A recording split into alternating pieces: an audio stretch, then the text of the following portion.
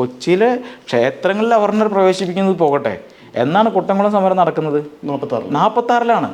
46-ൽ പോലും 36-ൽ ക്ഷേത്രപ്രവേശന വിളംബരം നടന്ന് അവിടുത്തെ അമ്പലങ്ങളിൽ പോയി പൂജ ചെയ്യുന്ന ഇവർ 46-ൽ പോലും ഈ കൂടൽമാണിക്യം ക്ഷേത്രത്തിൻ്റെ മുമ്പിലൂടെ അവർണരെയോ ദളിതരെയോ പ്രവേശിച്ചിട്ടില്ല. മറ്റുള്ളവരിൽ നിന്നും വ്യത്യസ്തമായി സാധാരണ ഒരു ചൊല്ലെന്ന് പറഞ്ഞു കഴിഞ്ഞാൽ, തൈലാദി വസ്തുക്കൾ അശുദ്ധമായാൽ പൗലോസിനെ കൊണ്ട് തൊടിയിച്ചെടുക്കാം എന്ന് വെച്ച് കഴിഞ്ഞാൽ, ക്ഷേത്രത്തിൻ്റെ മുമ്പിൽ ഏതെങ്കിലും ഒരു ക്രിസ്ത്യാനിയുടെ പ്രധാനപ്പെട്ട ഒരു ക്രിസ്ത്യാനിയെ കൊണ്ട് താമസിപ്പിക്കും.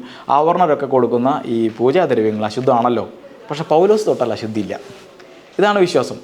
പക്ഷെ ഈ കൂടൽമാണിക്യത്തിലേക്ക് വരുമ്പോൾ കഥ വ്യത്യസ്തമാണ്.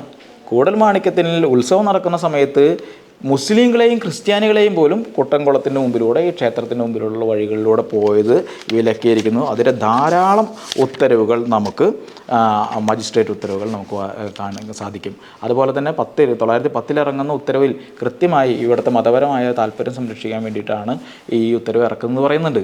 അതാണ് 1946-ൽ പോലും ഇവർ അണുവീട വ്യത്യാസമില്ലാതെ പാലിച്ചിരിക്കുന്നത്.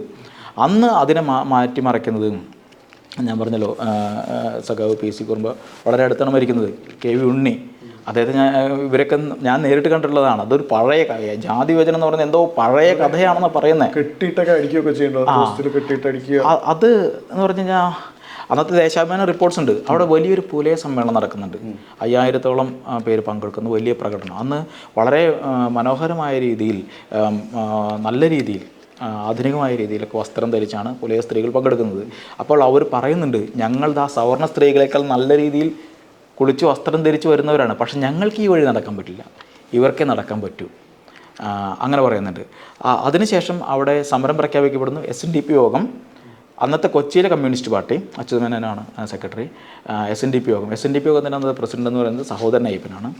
P ഗംഗാധരൻ എന്ന് പറയുന്നത് പിന്നീട് CPM-ലൊക്കെ വന്ന് CPM-ലൊക്കെ പുറത്തൊക്കെ വിട്ട നവോത്ഥാന കാലത്ത് വലിയ സംഭവം നയിച്ചിട്ടുള്ള P ഗംഗാധരൻ. ചാത്ത മാസ്റ്റർ, ഫസ്റ്റത്തെ കമ്മ്യൂണിസ്റ്റ് മന്ത്രിസഭയിൽ മന്ത്രിയായിരുന്ന ചാത്ത മാഷ്. അപ്പോൾ ചാത്ത മാഷിൻ്റെയാണ് ജനകീയ ശക്തി മുഴുവൻ ചാത്ത മാഷ്. 5000-ലധികം പേരെ സംഘടിപ്പിച്ച് പ്രകടനം നടത്തുന്ന നേതാവാണ് അദ്ദേഹം എന്ന്. അപ്പോൾ P ഗംഗാധരനെ, ചാത്ത മാസ്റ്ററെ, KV ഉണ്ണിയെ, PC കുറുമ്പയൊക്കെ പോലീസ് മൃഗീയമായി മർദ്ദിക്കുന്നുണ്ട്. അതിൽ പ്രതിഷേധ പ്രകടനം നടത്തിയവർ അറസ്റ്റിലാവുന്നുണ്ട്. അങ്ങനെ വലിയ സമരം അവിടെ കുട്ടംകുളത്തിൽ 46-ലാണ് നടക്കുന്നത്.